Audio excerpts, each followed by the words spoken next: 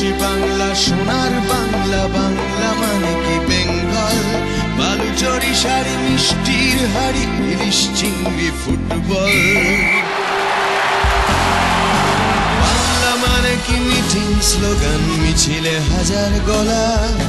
বাংলা মানে কি নন্দনে ভিড়, একাডেমি বই মেলা। বাংলা মানে কি শুধুই অতীত কিংবা চলছে চলবে। আপনার সাথে বাংলা এখন প্রতিদিন কথা বলবে।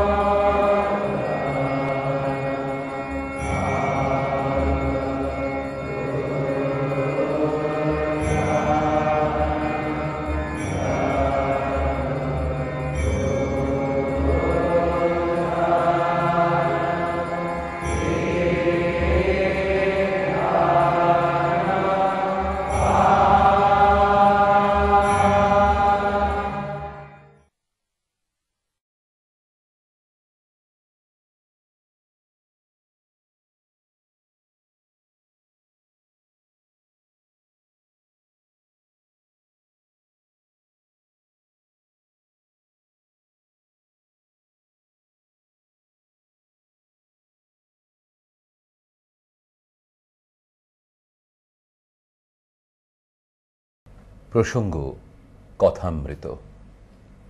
ওম তব কথামৃতম তপ্ত জীবনম কবিভিরেড়িতম কলমশাপহম শ্রবণমঙ্গলম শ্রীমদাততম ভুবি গৃণন্তি য়ে ভুরিদা জনাঃ।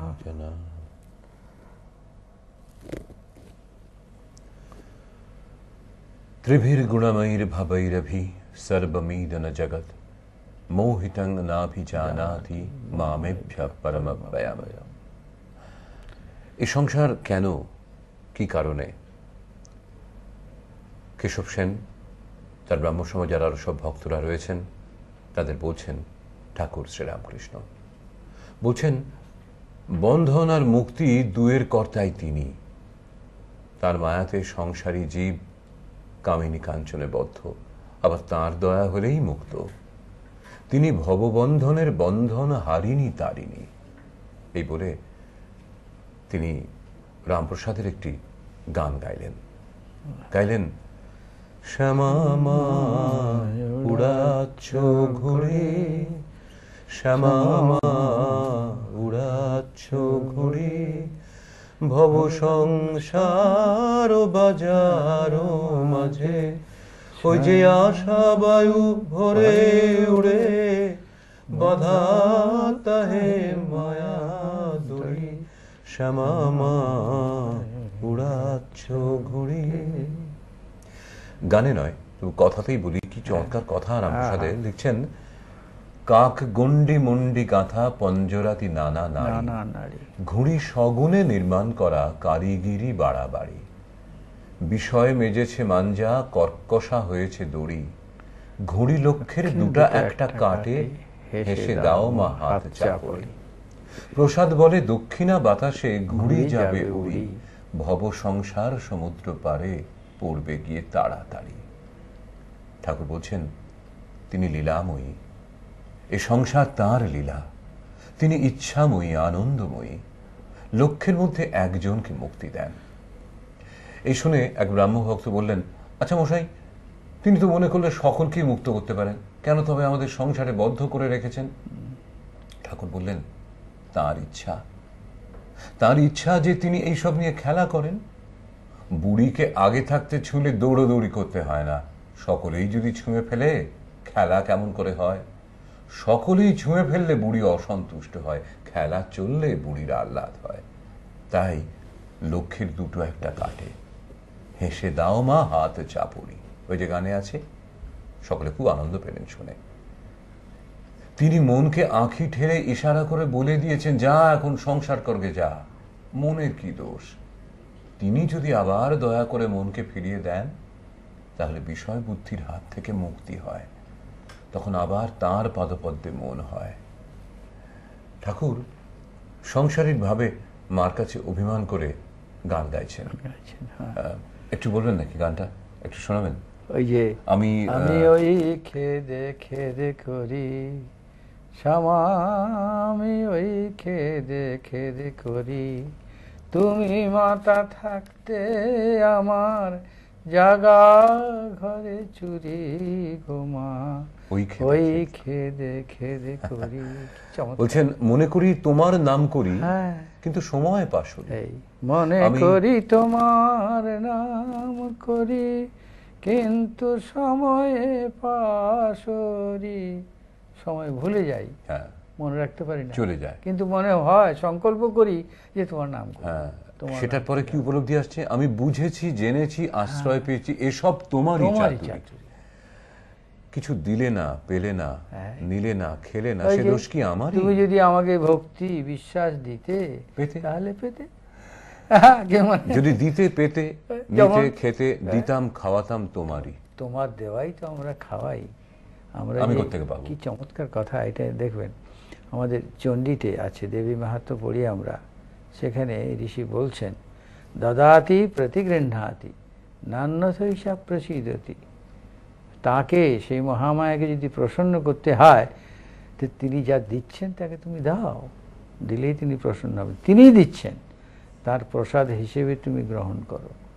এই জগৎ সংসার তার সৃষ্টি। এই যে শ্বাস প্রশ্বাস, বায়ু, আলো, জল, আমাদের এই যে দেখুন পূজার সময় আমরা ওই যে পঞ্চপ্রদীপ দিয়ে, শাঁখে জল দিয়ে, চামচ দিয়ে সব আরতি করি। এটার হচ্ছে এইটাই উদ্দেশ্য, পূজার সব নানান রহস্য। বলছি সব ঈশ্বর আমাকে দিয়েছেন, আমি এগুলি সব তাকেই নিবেদন করছি। কিটি অফ তৈচ মরুদ্বম, সমস্ত যে ফেনোমেনাল ওয়ার্ল্ড, এর থেকেই আমার এনজয়মেন্টস যোগাযোগ করে নিচ্ছি। তো সেটাই বললেন, যা তিনি দিয়ে রেখেছেন, যদি আমাকে এই বোধটা দিত তাহলে তাকে আমি নিবেদন করতাম। সে বোধ আমরা নাই, আমরা কেবল আমরাই গ্রহণ করছি, তাকে দিতে পারছি না, সে বোধটা আমাদের নাই বলে। যদি দিতে পেতে, নিতে খেতে, দিতাম খাওয়াতাম তোমারই, তোমারই দেওয়া সব তোমাকেই খাওয়াতাম, তোমাকেই দিতাম, কিন্তু তা তো দিলে না। দিলে না মানে ওই বোধটা আমাকে দিলে না যে তুমি আমাকে দিচ্ছ। ঈশ্বর তোমার ইচ্ছায় সবকিছু হচ্ছে, এই বোধটা আমার এলো না, তার দোষ তোমার।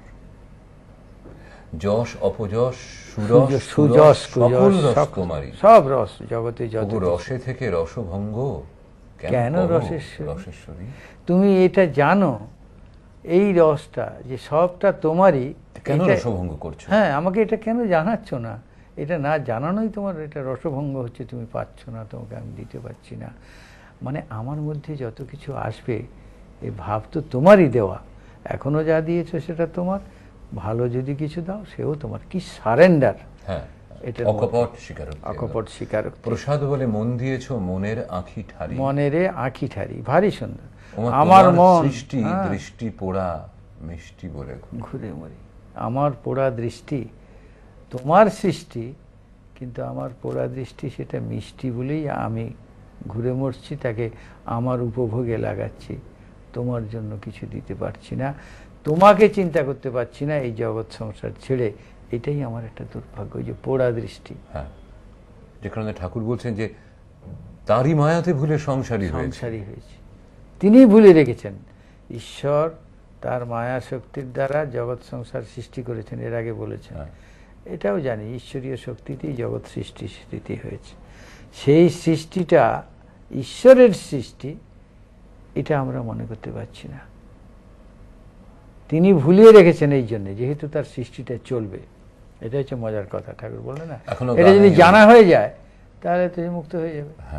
সেই জন্যে ঘুড়ির লক্ষ্যের দুটো একটা কাটে। এইসব ঘুড়ি, আমরা একটা ঘুড়ি, যে কাক গন্ডি মন্ডি গাথা পঞ্জরাদি নানা নাড়ি, এই যে এই এক একটা ঘুড়ি আমাদের পাঁজর টাঁজর দিয়ে, নানা নাড়ি দিয়ে সেটা ঘুড়ি একটা তৈরি করা হয়েছে। সেই ঘুড়িটা উঠছে, আশা বায়ু ভরে ওড়ে, বাধা তাহে মায়া দড়ি। জগৎ সংসারে ঘুড়িটা উঠছে, দড়ি ধরা আছে, মায়া দড়ি, তবেই সে খেলছে আকাশে।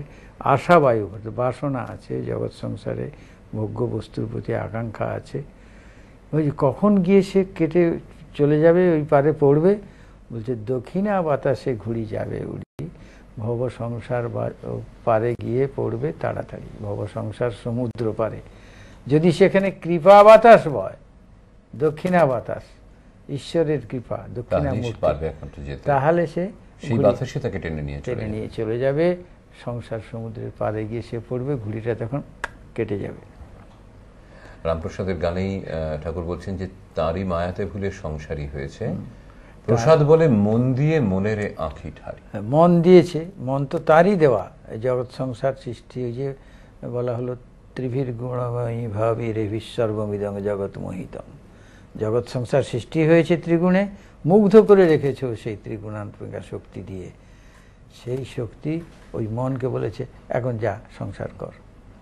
সেই মন এখন সংসার করছে, তার নিজের কিছু করার নেই, তার ইচ্ছায় সব।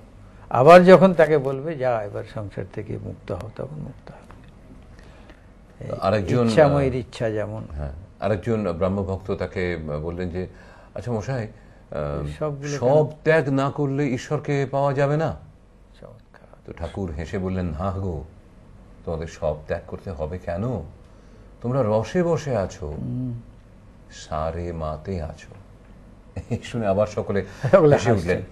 ঠাকুর বললেন, তোমরা বেশ আছো, নস্ক খেলা জানো? আমি বেশি কাটিয়ে জ্বলে গেছি, তোমরা খুব শেয়ানা, কেউ 10-এ আছো, কেউ 6-এ আছো, কেউ 5-এও আছো, বেশি কাটাও নাই, তাই আমার মতো জ্বলে যাও নাই, খেলা চলছে, এ তো বেশ। শুনে সকলে আবার হেসে উঠলেন। ঠাকুর বললেন, সত্য বলছি, তোমরা সংসার করছো, এতে দোষ নাই, তবে ঈশ্বরের দিকে মন রাখতে হবে, তা না হলে হবে না। এক হাতে কর্ম করো, আর এক হাতে ঈশ্বরকে ধরে থাকো। কর্ম শেষ হলে 2 হাতে ঈশ্বরকে ধরবে। মন নিয়ে কথা মনেতেই বদ্ধ, মনেতেই মুক্ত। মন যে রঙে ছোপাবে সেই রঙে ছুপবে। যেমন ধোপা ঘরের কাপড়, লালে ছোপাও লাল, নীলে ছোপাও নীল, সবুজ রঙে ছোপাও সবুজ। যে রঙে ছোপাও সেই রঙেই ছুপবে। দেখো না, যদি একটু ইংরেজি পড়ো তো অমনি মুখে ইংরেজি কথা এসে পড়ে, ফুটফাট, ইট মিট। সকলে শুনে হেসে উঠল। আবার পায়ে বুট জুতো, শীষ দিয়ে গান করা, এইসব এসে চলবে। আবার যদি পণ্ডিত সংস্কৃত পড়ে, অমনি শ্লোক ঝাড়বে। মনকে যদি কুসঙ্গে রাখো তো সেই রকম কথাবার্তা চিন্তা হয়ে যাবে। যদি ভক্তের সঙ্গে রাখো তাহলে ঈশ্বর চিন্তা, হরি কথা, এই সব হবে। মন নিয়েই সব। একপাশে পরিবার, একপাশে সন্তান, একজনকে একভাবে, সন্তানকে আর একভাবে আদর করে। সে কি সুন্দর উদাহরণ। কিন্তু মন সেই একই। এই যে খুব সহজ কথায় একেবারে সুন্দর করে কত গূঢ় তত্ত্ব, কত কঠিন কথা বোঝাতে চাইলেন। শাস্ত্র শ্লোক টোক দিয়ে ব্যাখ্যা করে পণ্ডিতেরা যে কথা বোঝাতে পারে না, শ্রীরামকৃষ্ণ সে কথা বোঝাচ্ছেন। মন নিয়ে সব, মনেতেই বদ্ধ, মনেতেই মুক্ত। এই মনটা তিনি তৈরি করতে বলছেন আমাদের। শাস্ত্রে বলছে, মনয়েব মনুষ্যানাম কারণং বন্ধমোক্ষয়। মনই হচ্ছে বন্ধন এবং মুক্তির কারণ। উদাহরণ দিয়ে বলছেন, বন্ধায় বিষয়াসক্তম মোক্ষে নির্বিষয়ম স্থিতম। বিষয়ের প্রতি আসক্ত হলে পরে সেটা বন্ধনের কারণ হবে। আর সেই মনটা যদি ঈশ্বরের প্রতি আকৃষ্ট হয়, বিষয়কে ছেড়ে নির্বিষয় হয়, তাহলে পরে সে মুক্ত হবে। কি বললেন ধোপা ঘরের কাপড়ের উদাহরণ দিয়ে, যে রঙে ছোপাবে মন সেই রঙে ছুপবে। কুসঙ্গে থাকলে কুসঙ্গের জন্য যাবে, সৎসঙ্গে থাকলে সৎসঙ্গে যাবে। এই সহজ সহজ উদাহরণ দিয়ে বোঝানো শ্রীরামকৃষ্ণ অবতার ছাড়া অন্য কোনো অবতারে, অন্য কোনো মহাপুরুষের ক্ষেত্রে দেখাই যায় না। এত সহজ উপমা দিয়ে বোঝানো, এই যুগে একেবারে ঘরোয়া উদাহরণ। কিরকম বলছেন, এক মন, এদিকে সন্তান শুয়ে আছে, ওদিকে স্বামী শুয়ে আছে স্ত্রীর মাঝখানে। তিনি দুজনকে একই মনে, দুজনকে দুইভাবে দেখছেন। কি মজার কথা! কত সহজে আমরা এটা বুঝতে পারবো আমার মনকে যাচাই করলে, যে আমি মনটাকে কতভাবে পরিবর্তিত করতে পারি, নিজেই পারছি নিজেই। সুতরাং তাহলে কেন ওইটা করতে পারবো না? অপূর্ব। মানে এই উদাহরণ না দিলে, ওই যে বললেন ঘন ঘন আসিস যেমন নতুন পতি, বলেছিলেন না সেদিন, এটাও ঠিক একেবারে ঘরোয়া। মানুষের মানে পিয়ার্সিং, অন্তরে লাগবে, বুঝবে, তার প্রত্যক্ষ অনুভূতি যেগুলি দিয়ে হচ্ছে সেগুলি দিয়েই সে ঈশ্বরের পথে এগোতে পারবে। এটা বোঝার জন্য নিজেকে বিরাট জ্ঞানী হতে হবে না, না, মোটেই নয়। ওই যে এর আগেও হয়েছে, কিরকম করে বলছেন যে আমি নিজেই বুঝতে পারবো, চিড়ে কোটার কথাটা তা এরপরে আছে সহজভাবে। মেয়েরাও তো শাস্ত্র টাস্ত্র পড়ে না, মনকে কি করে ঈশ্বরে লাগিয়ে রাখতে হয় সেখানে বলছেন চিড়ে কোটার কথাই কথা মিটে আছে। সেখানে বলছে উপপতির কথা। এসব কথাগুলো শুনলে আমরা মনে করি যে বাবা কি কথা বলছে, মানে অশাস্ত্রীয় কথা। অশাস্ত্রীয় কথা বলছে যে সংসার ছেড়ে মনে ভগবানের চিন্তা করতে হয়। তিনি বলছেন টান বোঝাবার জন্যে সতীর পতির কথা, টানের কথা বলছেন পতির উপরে, বলছেন বিষয়ের টানের কথা বলছেন। আমরা তো এগুলিকে বর্জন করতে চাই ঈশ্বর চিন্তার পথে, কিন্তু তিনি বলছেন না, করতে হবে না, এটার থেকেই ওটাকে শেখো। এই অনুভবটা সহজে বুঝতে পারবে। সেই বুঝতে পারাটা কিন্তু ওটাকে সত্য বলে মনে করেন, সত্য সে, কিন্তু তার প্রতি আকর্ষণটা কিরকম, এই আকর্ষণ তুমি তো এটা তোমার অনুশীলন, ওইটা হচ্ছে মুখ্য লাভ। অনুশীলন মানে আকর্ষণটা বোঝাবার জন্যে, এটা তো তুমি বুঝতেই পারছো আকর্ষণ কাকে বলে। একটা ছেলে যখন ঘরে আগুন লেগে যায়, পুড়তে থাকে, তখন মা সে ভুলে যায় তার নিজের বাঁচবার কথা, নিজে পুড়ে মরে যাবে এইসব কথা, দৌড়ে চলে যায় ছেলেটাকে বাঁচাবার জন্য। মার যেরকম সন্তানের প্রতি আকর্ষণ, যে তীব্রতা, এই আকর্ষণটা কি মাকে বোঝাতে হবে যে সন্তানের প্রতি আকর্ষণটা কিরকম। ওগো তোমার ছেলে পুড়ছে গো, যাও কিছু করো গো। এই সুতরাং সেই আকর্ষণটা ভগবানের প্রতি দিতে পারো, তাহলে সন্তানকে ছেড়ে আকর্ষণ ভগবানের দিকে যেতে বলছেন না, কিন্তু টানটা বুঝতে হবে। যতকাল না পারো এটাকে তিনটে টান বলেছিলেন, এই তিনটে টানের পরিমাণ, বিষয়ের প্রতি আর ওই সতীর প্রতি, হ্যাঁ, মা সন্তান সতী পতি, বিষয়ী মানে স্বামী স্ত্রীর প্রতি পরস্পরের আকর্ষণ, মা সন্তানের আকর্ষণ, আর বিষয়ের ভাবা, বিষয়ের আকর্ষণ। সে তো বলে বোঝাবার লোকে সুইসাইড করে ফেলে, যদি টাকা চলে গেলে কেঁদে ভাসিয়ে দেয়, বা এরকম আচ্ছা, তো আজকে এরকম ঘটনাও ঘটে, কত ঘটছে। ওই সে কি এক চিট ফান্ড ছিল, সেই সবকার ঘটনা জানি। হ্যাঁ, সে দেখলো আমি অনেক লোকের টাকা করে ফেলেছি, নিজে সুইসাইড করে চলে গেল।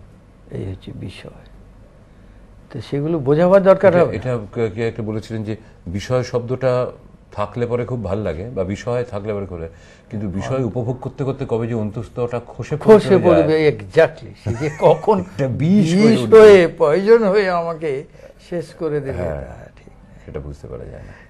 খুব সুন্দর সুন্দর কথা।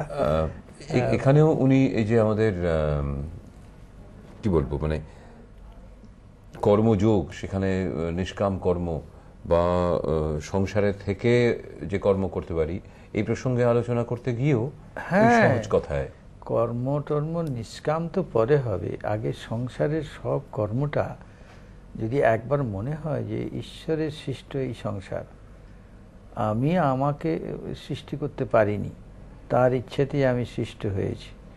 অবশ্য এটা দৈবী ভাব সম্পন্ন মানুষেরা বলবে, যারা অদৈব ভাব সম্পন্ন, আসরিক ভাব সম্পন্ন, তারা অন্য কথা বলবে। ভগবান গীতার ১৬ অধ্যায়ে একবার সুন্দর করে বলছেন যে তারা কি বলে জানো, আধ্যাত্মিক জগতের মানুষ বলবে ঈশ্বরই হচ্ছে জগতের প্রতিষ্ঠা, তার উপরে তিনি আছেন বলে এই জগৎ সবকিছু আছে। এটা বেশ, তিনি সত্য, তাই জগৎকে সত্য বলে মনে হচ্ছে, যেহেতু তার সঙ্গে সম্পর্ক আছে। আর আসরিক শক্তি যেটা তারা বলবে অসত্যম অপ্রতিষ্ঠম জগদাহু অনিশ্বরম, জগতে ঈশ্বর টিশ্বর বলে কিছু নাই। বলে আর এই সৃষ্টি স্থিতি প্রলয়, বলছে রাখো, সৃষ্টি তো দেখতে পাচ্ছি, প্রলয় তো মরে যাবে জন্মালে। অসত্যম অপ্রতিষ্ঠতি জগদাহু অনিশ্বরম অপরস্পর সম্ভূতম কিমন্যৎ কাম হইতুকম। নিজের কামনা বাসনা চরিতার্থ করবার জন্য পরস্পর মিলন হয়, সৃষ্টি হয়, আর কি বেশি কিছু নেই। একেবারে এত বড় কথা ভগবান নিজেই বলেছেন ১৬ অধ্যায়ে, যা আমাদের বর্তমান সমাজেও অনেক কথা এই সময় অনেকের মুখে শুনতে পাই। নকশাল আমলে সব ছেলেরা বলতো, বা আমাকেই নাকি বলতো, বলে বাবা মা আবার কি নিজেরা উপভোগ করেছে জীবন, তার থেকেই আমাদের সৃষ্টি হয়েছে। এসব কথা নাকি এই যুগের ছেলেরা বলে, আমি নিজের কানে কখনো শুনিনি, যদি বলে থাকি এটা আজকালকার কথা নয়, ওই পুরনো কথা ভগবান ধরিয়ে দিয়েছেন আমাদের গীতায়, যে যারা দৈবী ভাব সম্পন্ন নয় বা ঈশ্বরের পথে যেতে চায় না, তাদের মধ্যে এই ভাবটা প্রবল। আসরিক ভাব, দৈবী সম্পদ আসরিক সম্পদ বিভাগে যোগ বলে যে গীতার 16 অধ্যায়টি আছে, বিউটিফুল অধ্যায়। এসব কথা পুরনো কথা ভগবান নতুন করে এবারে বলতে এসেছেন শ্রীরামকৃষ্ণ রূপ ধরে, যা কোনোদিন কখনো বদলাবার নয়। কিছু আছে যা চিরকালীন, চিরন্তন, অবিনশ্বর। সেই কথাই আমরা নতুন করে আবারও খুঁজে পাচ্ছি কথামৃতের পাতায় পাতায়। আজকে প্রসঙ্গ কথামৃতের এখানেই ইতি। আবার আমরা আসবো আগামীকাল। ওম নিরঞ্জনম নিত্যমনন্তরূপম ভক্তানুকম্পাধৃত বিগ্রহং বৈ ঈশাবতারম পরমেশমিত্যং তং রামকৃষ্ণং শিরসা নমামঃ।